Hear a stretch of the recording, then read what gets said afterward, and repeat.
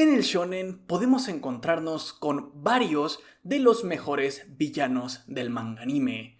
Tenemos casos como Kira, Freezer, Meruem, Pucci o Takasugi y varios más. Pero también he visto que desde hace unos años hay cierta tendencia. Existe un perfil de villano que ahora es más frecuente de ver.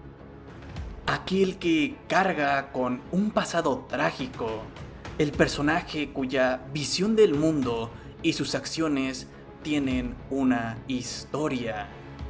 Y varios de estos personajes tienen construcciones excelentes y de hecho muchos de los mejores exponentes de la demografía pertenecen a esta categoría. Sin embargo, hay otro estilo de villano que me gusta un poco más. Hablo de antagonistas que operan bajo una lógica distinta. Aquellos que no requieren de un origen traumático ni dependen de sus vivencias para sostenerse, que no se construyen a partir de lo que sufrieron, sino que simplemente son malos por naturaleza. Y este video no va de decir, estos son buenos, estos son malos, estos son mejores, estos son peores, pero sí que la conversación se ha volcado tanto hacia los del primero que este segundo tipo de antagonista ha quedado afectado. Por eso hoy quiero explorar ambas formas de abordar al antagonista de una obra, compartirles varios de los motivos por lo que es tan fascinante la maldad pura y cómo ha cambiado la percepción general hacia ella a través de los años.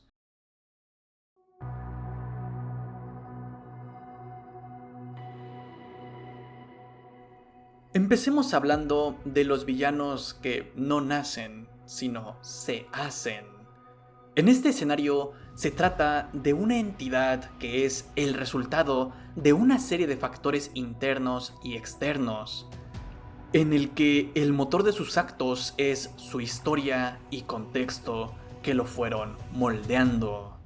Este proceso de transformación no siempre es lineal, a veces somos testigos de su evolución en tiempo real, mientras que en otras ocasiones es a través de flashbacks que se revelan las situaciones que lo llevaron a su estado actual. Eso cambia por completo la forma en la que se percibe.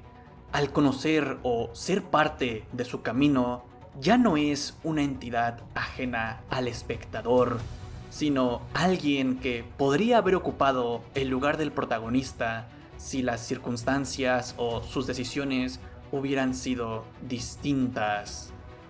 Al transformarse en el reflejo oscuro del héroe, la naturaleza del conflicto se desplaza.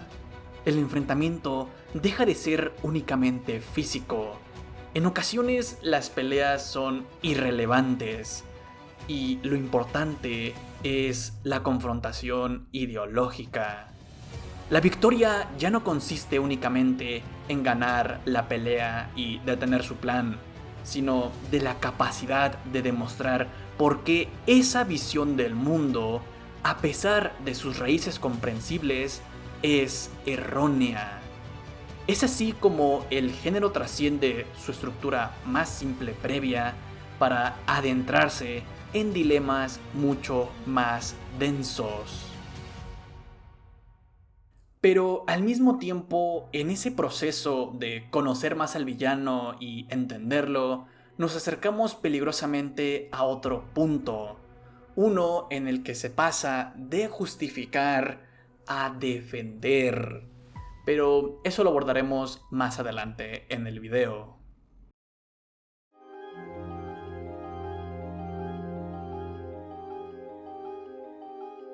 Y ahora sí, de lo que yo quería hablar. Frente a esta construcción basada en la trayectoria y la causalidad, existe un perfil que opera bajo una lógica radicalmente distinta. Mientras que algunos personajes son el resultado de lo que vivieron, existen otros que simplemente son. Hablamos de una maldad absoluta, intrínseca e inmutable. No hay una herida que sanar, ni un evento traumático que explique su conducta. Su propia naturaleza es el motivo de sus actos. A menudo se cae en el error de pensar que estos antagonistas son peores por no tener una causa o detonante que explique sus acciones, pero nada más lejos de la realidad. Su funcionamiento se puede dividir en 3 subtipos o arquetipos que definen su forma de interactuar con el mundo. Algunos son personajes que perciben su superioridad no como una ambición, sino como una ley universal, como un derecho de nacimiento.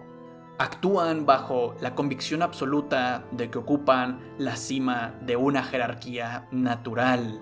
Desde su perspectiva, no están cometiendo crímenes ni errores, simplemente están cumpliendo con la función que el destino les otorgó. Otros operan como un cascarón vacío carente de cualquier brújula ética. No buscan poder ni actúan por placer u odio. Simplemente se mueven bajo una lógica ajena a los marcos humanos. Para ellos, el bien y el mal son conceptos sin valor alguno, lo que los vuelve entidades totalmente impredecibles que pueden ayudar o atacar basándose únicamente en la utilidad del resto en ese momento. Y por último están un caso que comparte una similitud con el anterior, pero en realidad se encuentran en el extremo opuesto. Son los villanos que sí que comprenden la moralidad, pero deciden ignorarla por completo. Su combustible es el conflicto y el placer derivado de ver el orden desmoronarse. No hay una meta final ni una razón profunda, solo la satisfacción de llevar a otros a la desesperación. Y aunque sus métodos varían, la raíz es idéntica. No requieren de una historia para sostenerse. En ocasiones ni siquiera sabemos nada de su pasado. Su impacto real reside en esa naturaleza perturbadora, imposible de comprender y empatizar. Son figuras inmutables con una lógica y voluntad tan potentes como disruptivas que logran arrastrar al resto hacia su propia cosmovisión.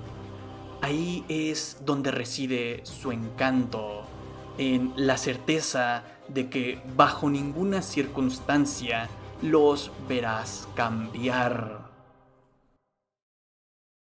Hola, solo venía a recordar que si te está gustando el video, no olvides de dejar tu me gusta y suscribirte.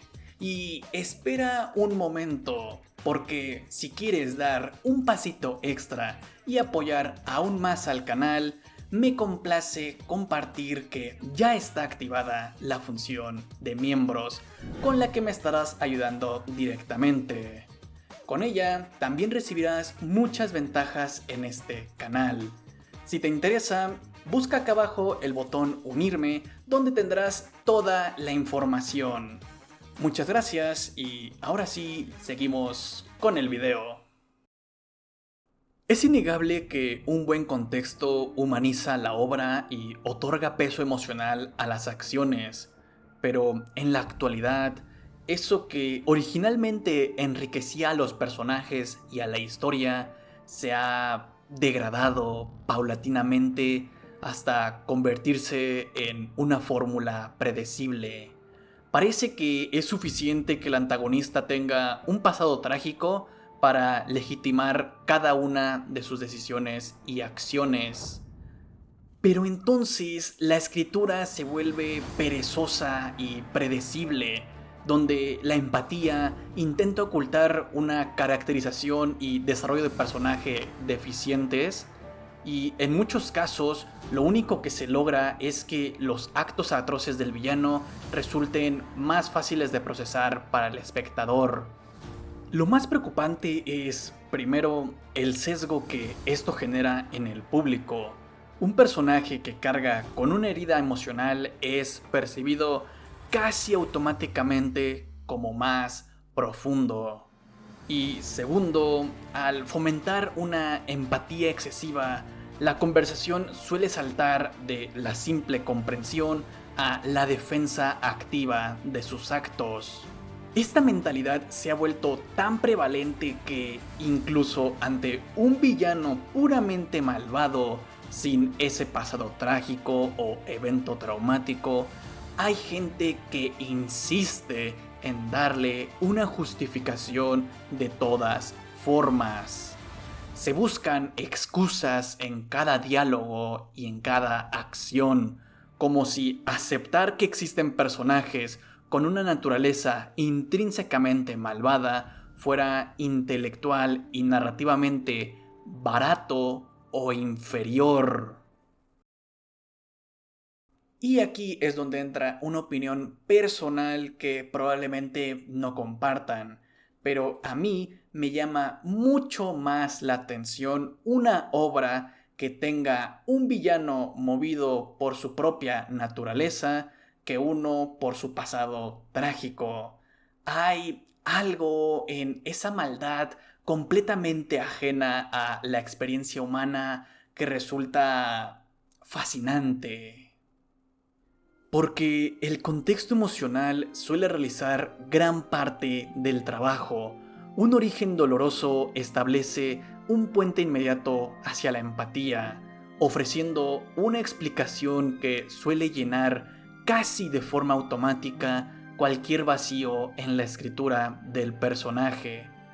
Por el contrario, cuando el villano carece de ese recurso, necesita sostenerse de otra manera.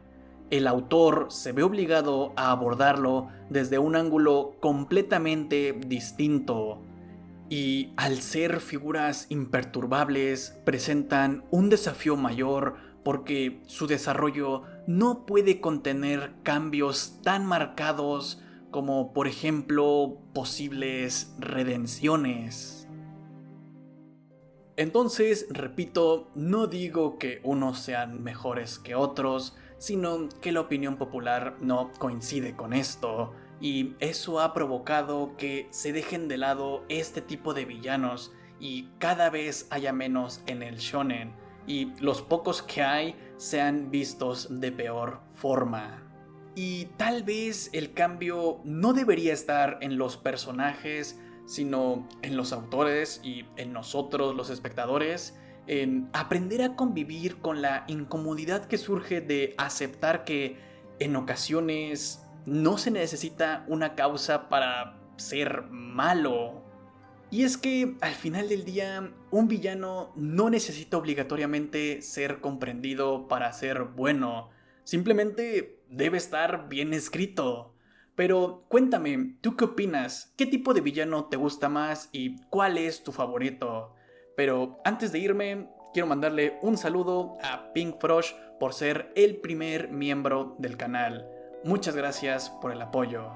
Ahora sí, eso sería todo por mi parte. Nos vemos en el próximo video. Adiós.